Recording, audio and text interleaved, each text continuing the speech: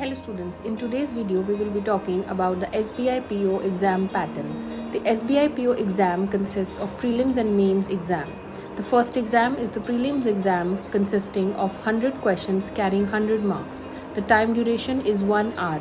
It consists of 3 sections: English carrying 30 marks, quantitative aptitude carrying 35 marks, and reasoning carrying 35 marks. There will be negative marking and 0.25 marks will be deducted for every incorrect answer. The mains exam consists of 2 tests, objective and descriptive.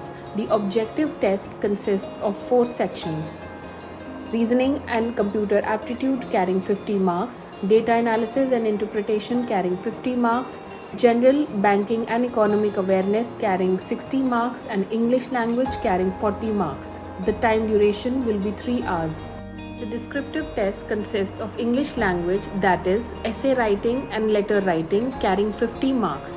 The time duration will be 30 minutes. There will be negative marking and 0.25 marks will be deducted. A candidate who clears both the mains and prelims exam will then be eligible for an interview round. For more information, please log on to www.east2learn.com.